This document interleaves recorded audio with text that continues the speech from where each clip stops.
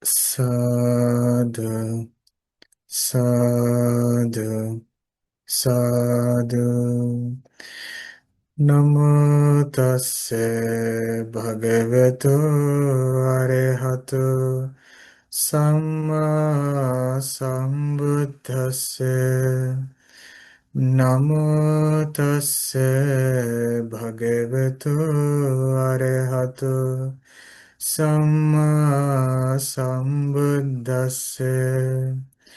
Namo tassa bhagavato arahato samma sambuddhassa.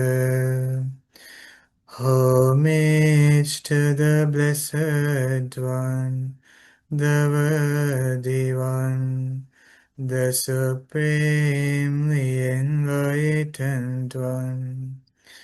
Homage to the Blessed One, the Worthy One, the Supremely Enlightened One.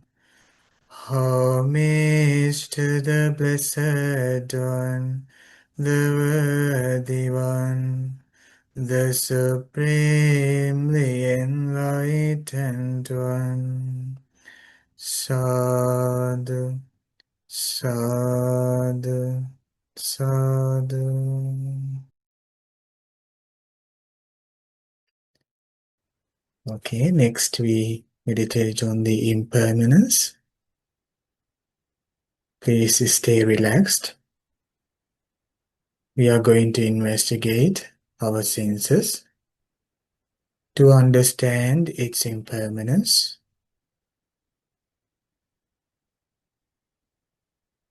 When I'm guiding, listen and try to think accordingly.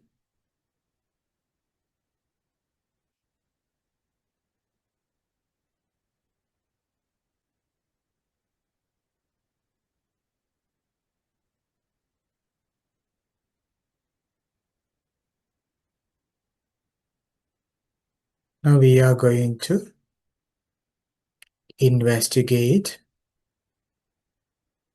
our life, our senses, to know its arising, to know its ceasing, and to know its change.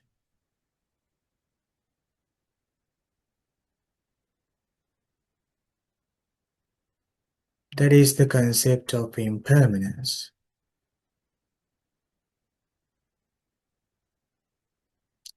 Internal sense bases and the external sense objects are in a constant flux of change. We are going to understand that nature of impermanence in our life.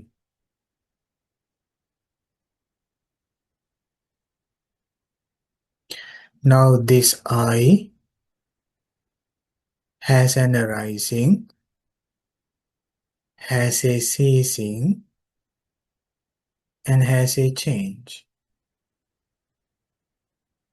The I is subject to change. Because of this, I, impermanent, impermanent, impermanent. Through the eyes we see sights. Whatever the sights there are, also in a constant change. Sights are arising, ceasing, and changing. Because of this, sights are impermanent, impermanent, impermanent. Dependent on the eye and the sights, eye consciousness arises. Consciousness too, impermanent, impermanent, impermanent. I consciousness, subject to change.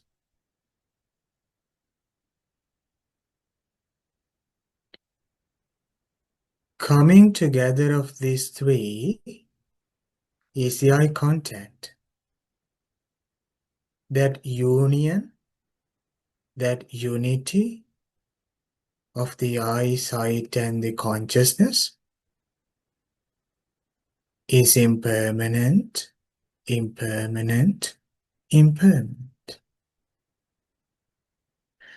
Based on the contact, we become sensitive to the feelings. Whether it is happiness, sadness, or neutral, subject to change.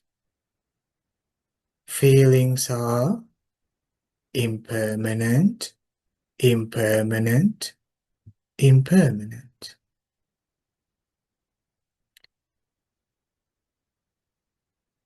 Feelings are impermanent, impermanent, impermanent.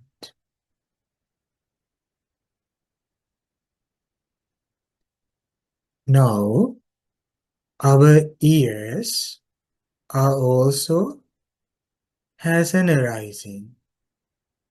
It has a change, and it has a ceasing.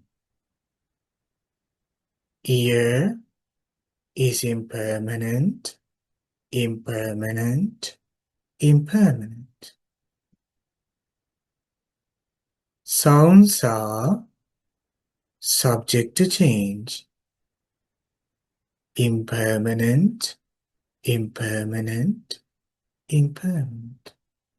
Throughout the day, we hear so many sounds, but all the sounds were changed. All the sounds are continuously changing. Impermanent, impermanent, impermanent. Dependent on the ear and the sound, ear consciousness arises. Awareness over the sound arises. And the ear consciousness too, impermanent, impermanent, impermanent.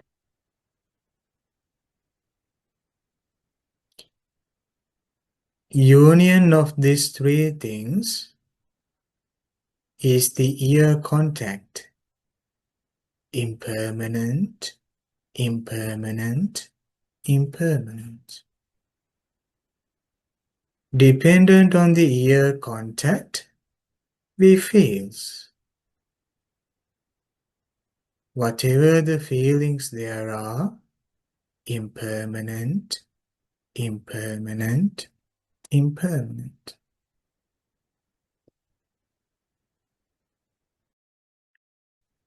This nose has an arising, has a ceasing, and has a change. Nose is subject to change. Impermanent, impermanent, impermanent. Smells are impermanent, impermanent, impermanent. Nose consciousness is impermanent, impermanent, impermanent. Coming together of these three is the nose contact. Impermanent, impermanent, impermanent. Feelings are impermanent, impermanent, impermanent. This tongue is subject to change. Tongue is impermanent, impermanent, impermanent. Tastes are subject to change. Impermanent, impermanent, impermanent. Tongue consciousness, impermanent, impermanent, impermanent. Coming together of these three is the tongue contact that is two, impermanent, impermanent, impermanent. Dependent on the tongue contact, we feels pleasant, unpleasant, or neutral. Feelings are impermanent, impermanent, impermanent. Now this body is subject to change. This body has an arising, has a ceasing, and has a change. Impermanent, impermanent, impermanent. The tangibles are impermanent, impermanent, impermanent. Bodily awareness, the body consciousness, impermanent, impermanent, impermanent. Coming together of these three is body contact, that is two, impermanent, impermanent, impermanent. Feelings are based on the contact, are impermanent, impermanent, impermanent. Now this mind is subject to change. This mind is impermanent, impermanent, impermanent. Mental objects are subject to change. Impermanent, impermanent, impermanent. Awareness about the mental object that arises on the mind, impermanent, impermanent, impermanent. The mind contact is impermanent, impermanent, impermanent. Dependent on the mind contact, we feel pleasant, unpleasant, or neutral. Feelings are impermanent, impermanent, impermanent. This way, all the internal sense bases are impermanent, impermanent, impermanent.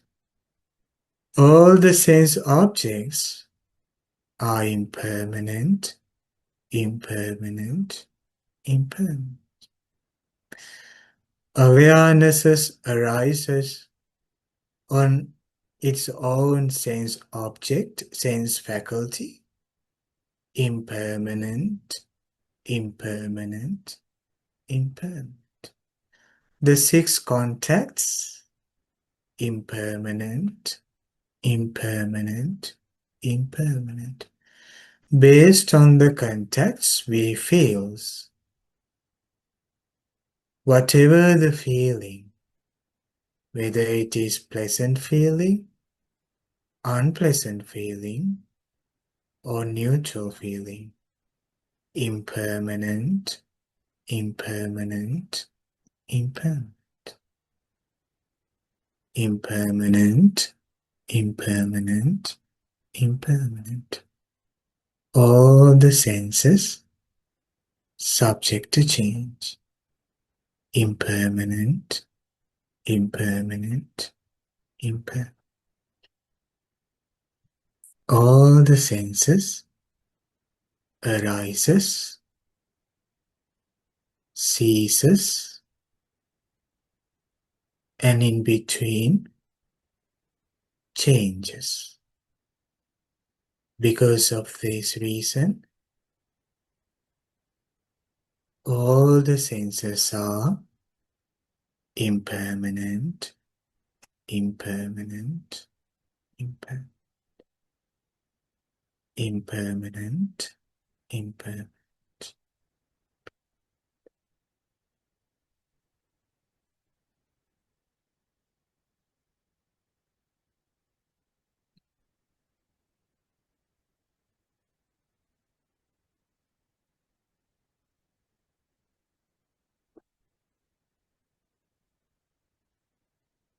All right, now you can open your eyes. Sadhu, sadhu, sadhu.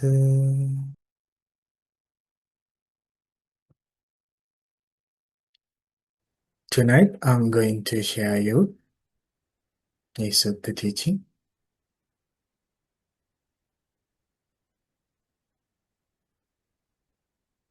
Today, we have an interesting topic.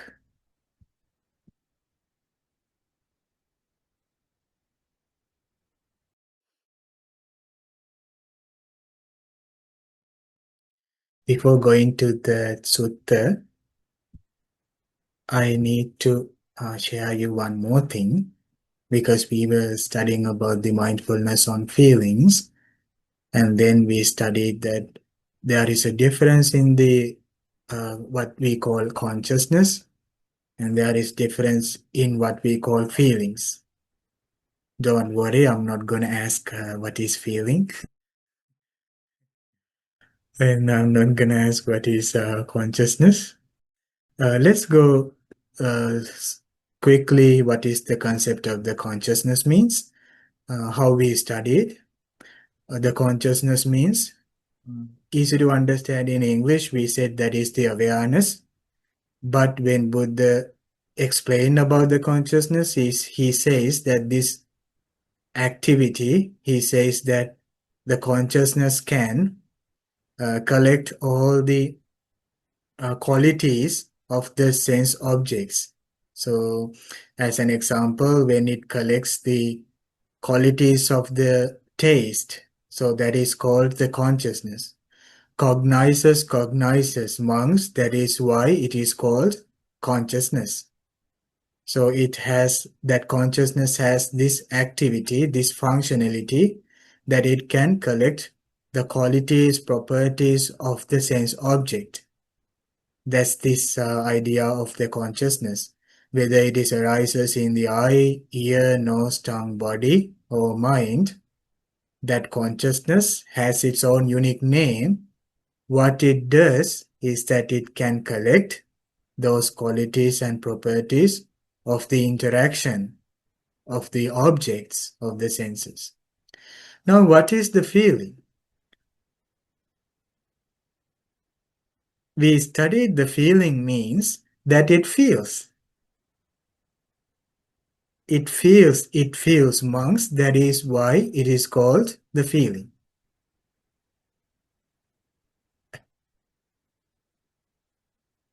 And then Buddha goes on to say what is feeling. He says that the feeling means you feel pleasant feeling, unpleasant feeling, neutral feeling. What do you think? Are these things similar? Are these the functions are similar to each other? Are those things same? Yeah, please don't scare. Those are not similar. Those are having two different activities. One is that it can feel. The other one is that it can cognizes. Are those Are those the only two things in the mind, in the consciousness?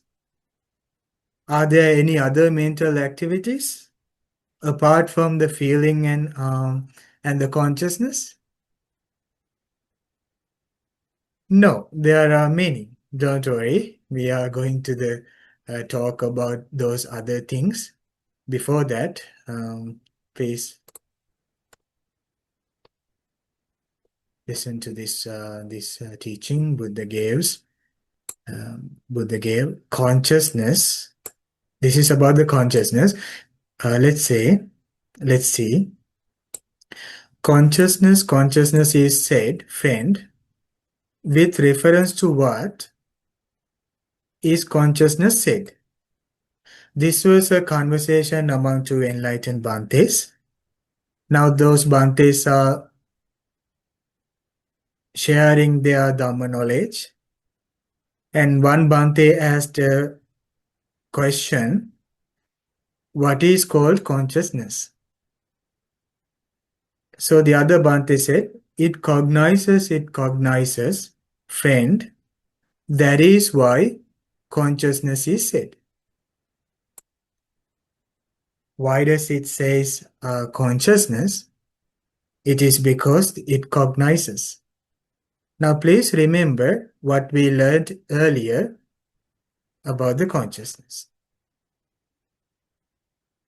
It is similar because this says cognizes and cognizes. That is why it is consciousness. Now you should remember that in an example, what consciousness can do.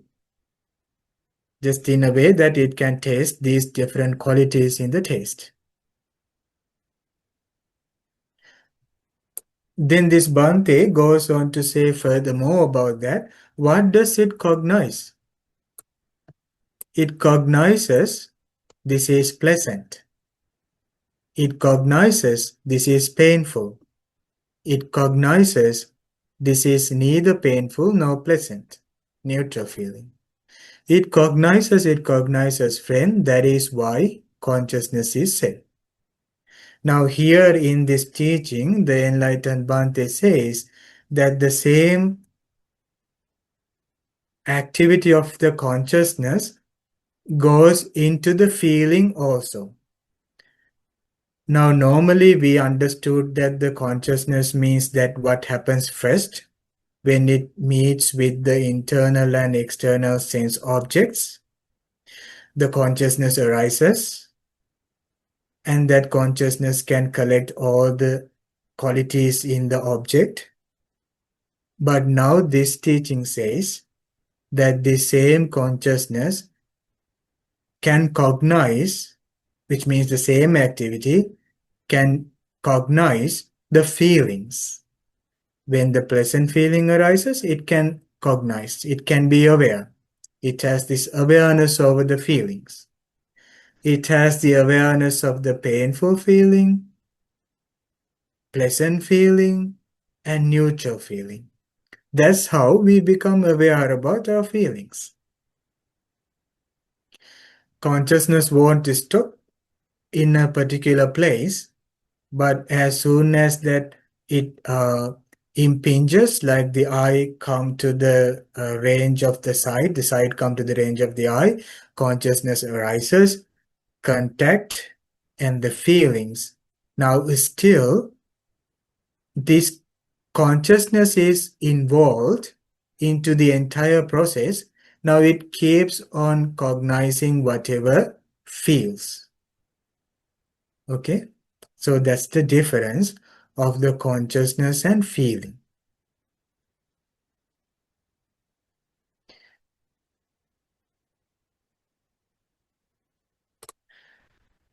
Does that make sense? Before going to the other part?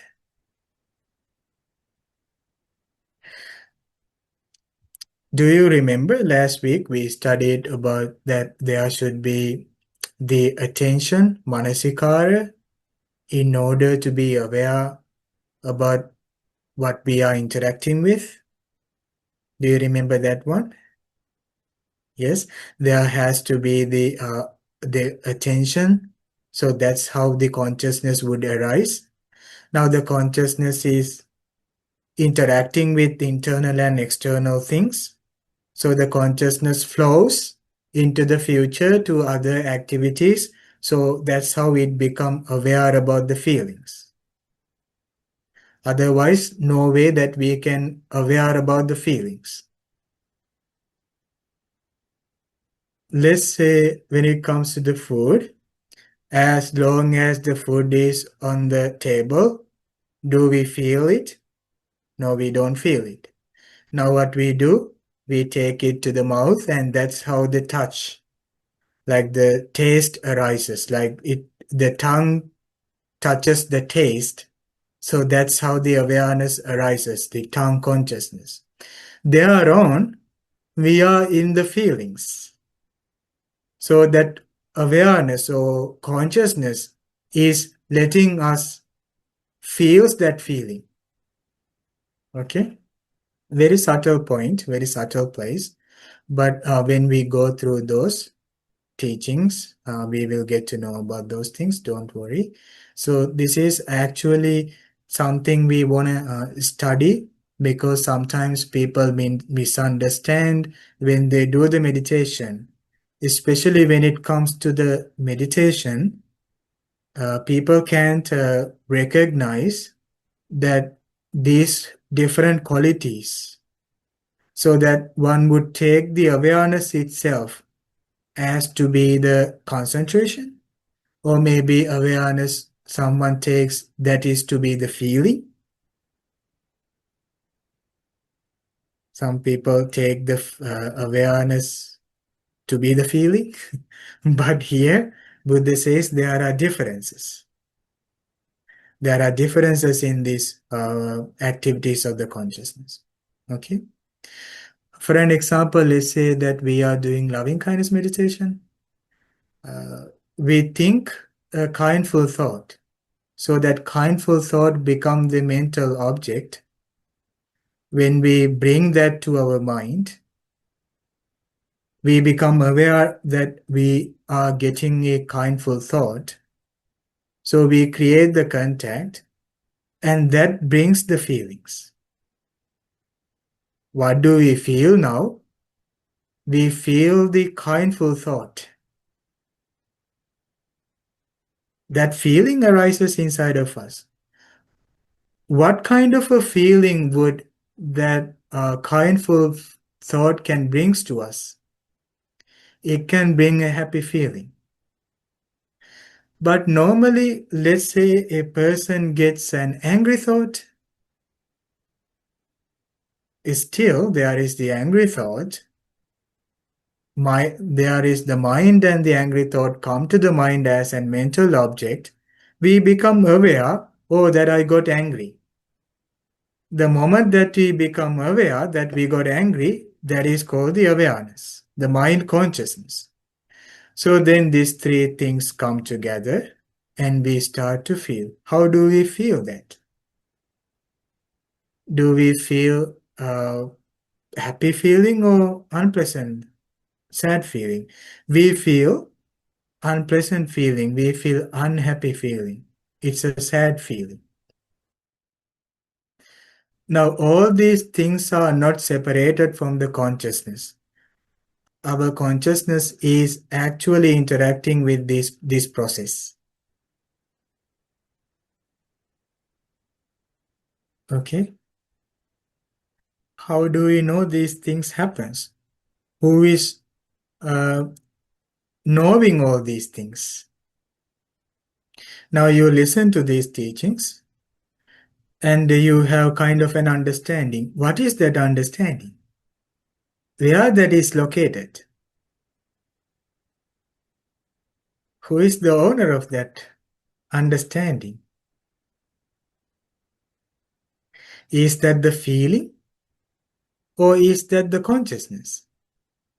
Is that the consciousness that understands this? Or is it somebody else? Let's go to the next part of that same sutta. The other Bhante asked, Wisdom and consciousness.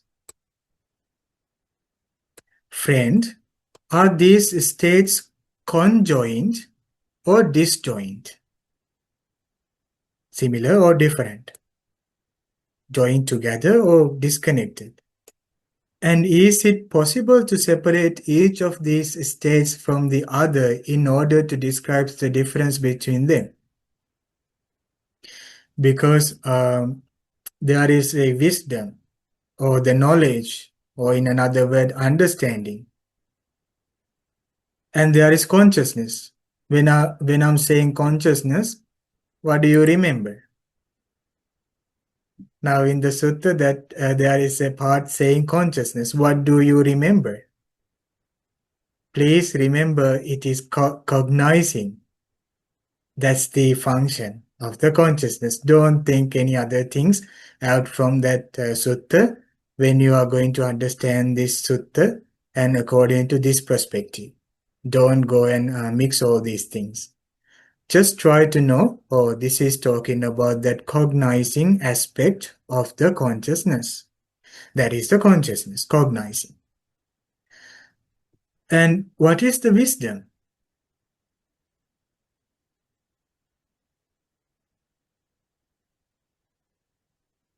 What is the wisdom? In the beginning days, we were studying about the wisdom. Wisdom means that we get to know, like we are kind of like understanding. We are understanding the Four Noble Truths. That is the wisdom.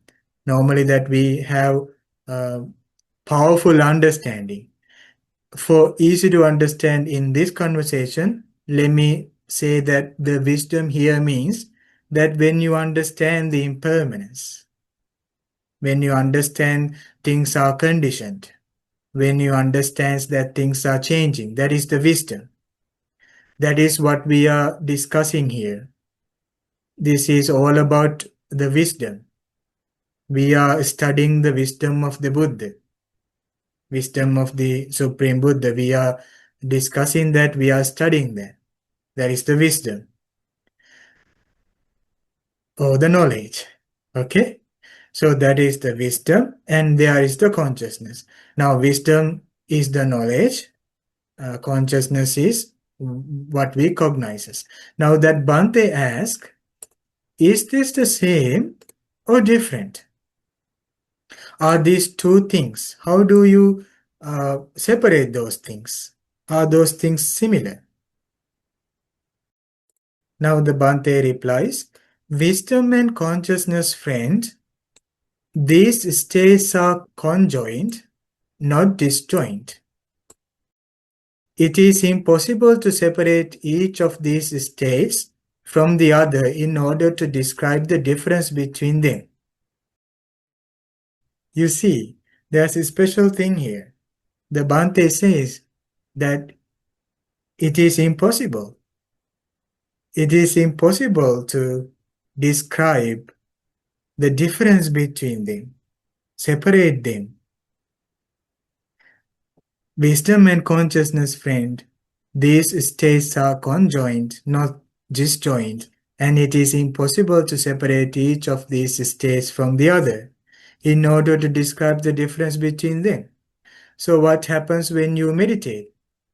Does your consciousness like escape?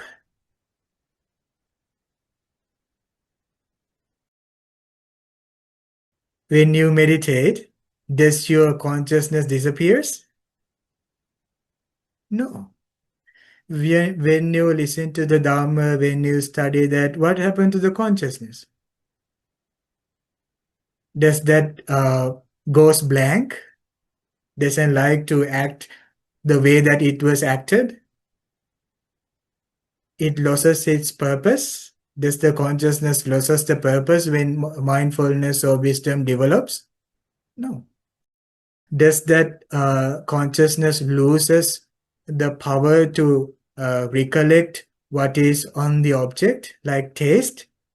Does this mean that we won't enjoy the food that we enjoy? No, no. Wisdom is not harming the consciousness. Okay? Wisdom is releasing the consciousness from the pain, from the suffering. Let's go back. Let's go from the beginning. Wisdom and consciousness, friend, these states are conjoined, not disjoint, and it is impossible to separate each of these states from the other in order to describe the difference between them. For what one wisely understands, that's the additional part, for what one wisely understands, that one cognizes. And what one cognizes, that one wisely understands. The exact thing that we studied right now. For what one wisely understands, that one cognizes, which means that we have a kind of understanding about the impermanence of the consciousness.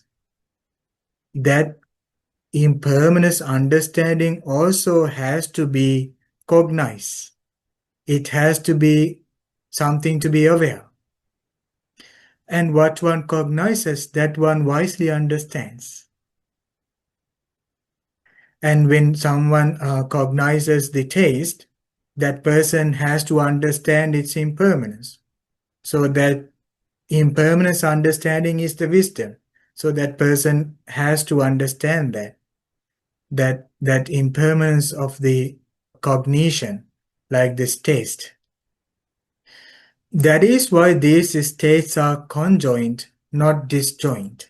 So in the teaching, Buddha says that when you meditate and when you develop mindfulness, your mind becomes pure. When you observe precepts, when you practice generosity, it cleanses the mind. Noble Eightfold Path is to cleanses the mind. It cleanses. The mind become pure when you practice the Eightfold Path. So because of this reason, the consciousness become pure because of the mindfulness. So these are impossible to separate. And it is impossible to separate each of these states from the other in order to describe the difference between them.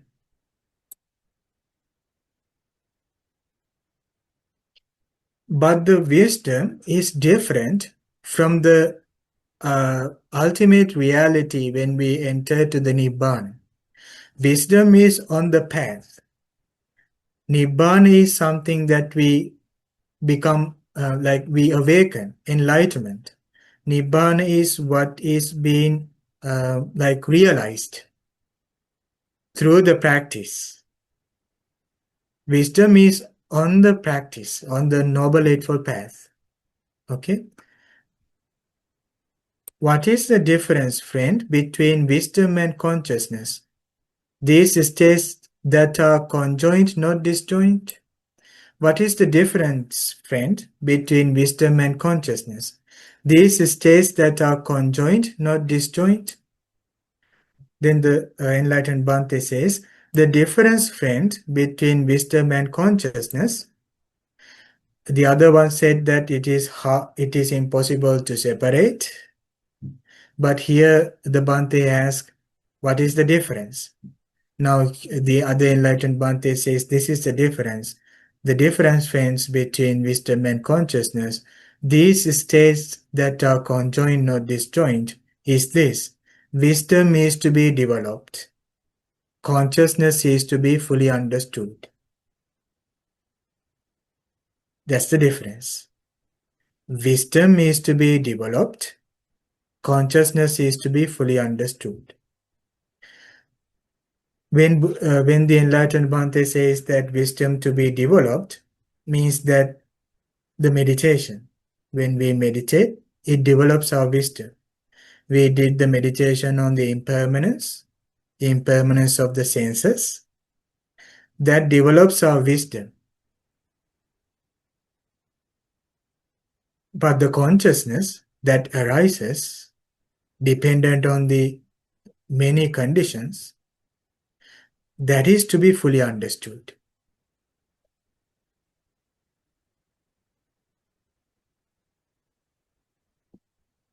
Okay.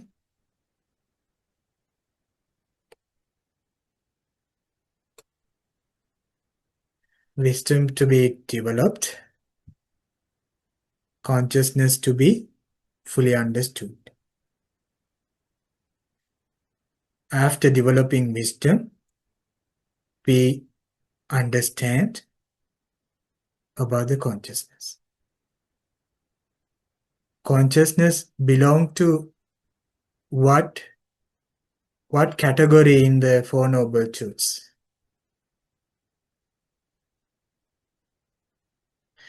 Is the consciousness belong to the category of the suffering, or the cause for the suffering, end of the suffering, or way leading to the end of the suffering? For what category is the consciousness belong? Consciousness belongs to the category of suffering. Why consciousness is suffering? Because we start to eat the food. While we are eating the food, we are enjoying that. All of a sudden, we choose something unpleasant. What happened to the consciousness? Does that consciousness brings you the cognition of the pleasant object or unpleasant object? Okay, for more easier to understand, we are staring at someone that we love. Now there is this eye and we see that person. This person smiles at us, and all of a sudden, now we feel happy because the cognition of the eye brings that sight of that our friend, our beloved person. Now we become aware about that. We cognizes that. Now we are very happy. We feels that.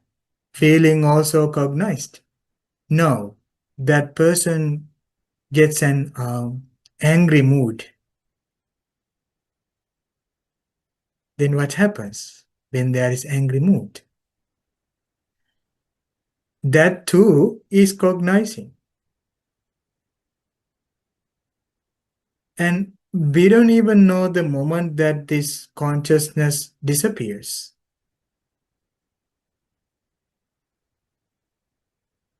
Someone would speak to us nicely. Same person would tell us something unpleasant. Now, in the beginning, we were enjoying that because our cognition is good. We are having that consciousness. We become aware about the pleasant speech. But all of a sudden, that speech changes. What happened to the consciousness? That previous consciousness disappeared because that speech was changed. Now we are getting unpleasant. Now that too is cognized. If that was a self, that consciousness should only cognize the pleasant speech and stop when speech changes. It doesn't do that. What it does is that it brings the awareness, whatever there.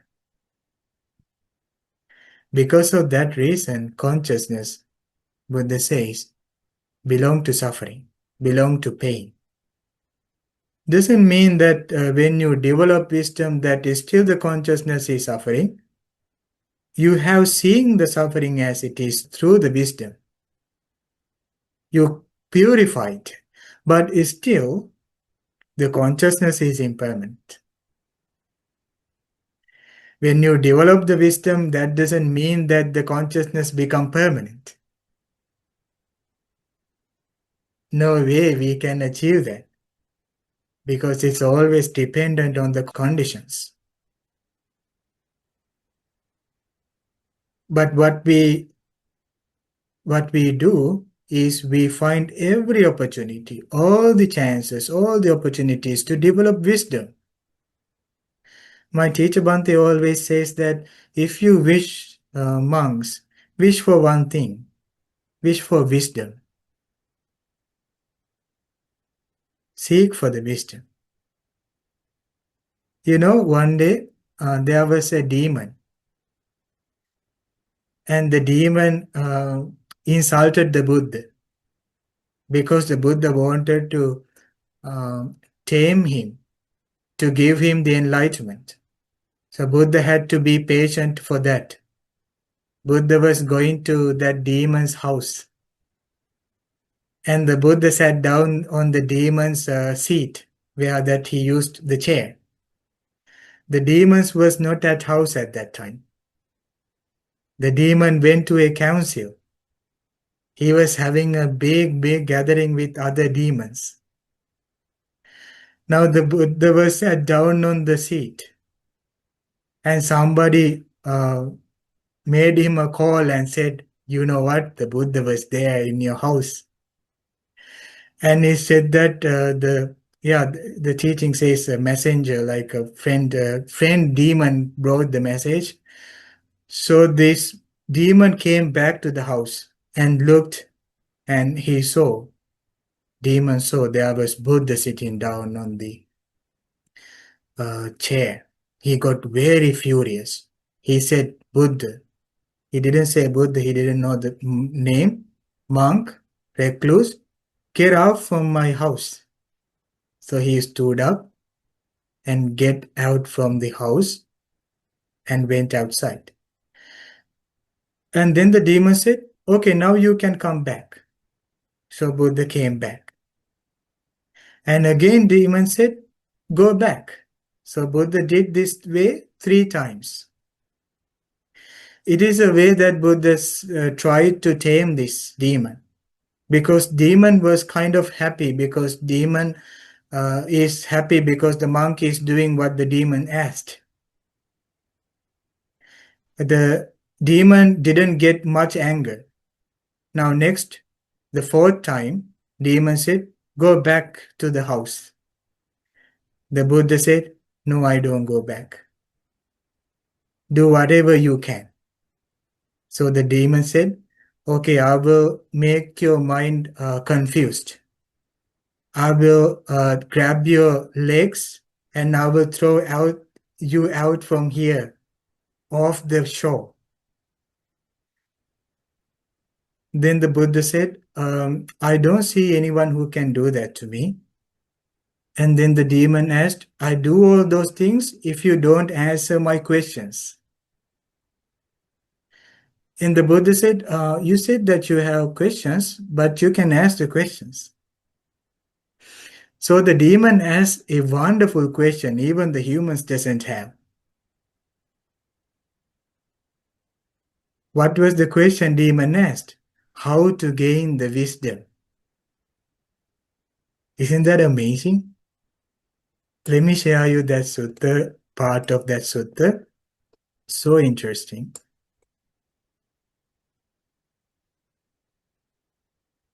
That's on our Paritta chanting book. You can find that teaching more easily on the Paritta chanting. Still, we chant this for the protection from the demons. So he has several questions. What wealth here is best for man? I will go quickly. What well practiced will bring happiness? What is the sweetest taste of all tastes? How lived is the life they say is the best? Faith is the wealth here best for man. Dhamma well practiced shall bring happiness. Truth indeed is the sweetest of all tastes. One living life with wisdom, they say, is best. How does one cross over the flood? How does one cross over the ocean? How does one overcome suffering? How is one's life purified? By faith one crosses over the flood. By diligence is the ocean crossed. By effort one overcomes suffering. By wisdom one's life is purified. Now he asks this question.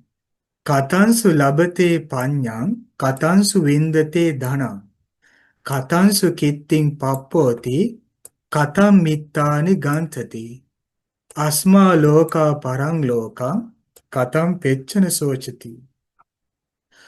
How does one gain wisdom? How does one obtain wealth? That's a good one. How does one achieve fame? Even more good. How does one win many friends? That's wonderful. When passing from this world to the next, how does one not sorrow? Buddha said, Saddhāhano arahantaṃ Dhammaṃ nibbānapattiya sussusalabate paññāṃ appamatto vicakkanu. Very beautiful. When arahants teach the Dhamma leading to Nibbana, if one listens to that Dhamma with close attention and confident mind, and investigates that Dhamma diligently, then in this way one wins wisdom. To gain the wisdom, one has to listen to the enlightened Bhante's teachings. But when that person listens, that person must have this close attention and confident mind. Here the confident mind means the faith, the trust. That person needs to possess that trust. But it doesn't stop there, but this person needs to meditate. So this person should investigate Dhamma diligently. Diligently means fully dedicated to that. Then in this way one wins wisdom. So this way this person gradually develops this faculty of wisdom. The wisdom doesn't have a limit. It goes all the way up until that it takes us to the perfect liberation, perfect freedom. Okay, you can refer to this one later, Alavaka Sutta. Then you will find how to gain wealth, fame, friends, and all those impermanent things. Okay, friends. Thank you so much for joining to the discussion. May every one of us has a great opportunity to develop the wisdom and to attain the perfect bliss of our mind. Sadhu, sadhu, sadhu. Okay, now you know what is feeling, what is wisdom. Thank you so much for joining me in this session. May you be well and happy.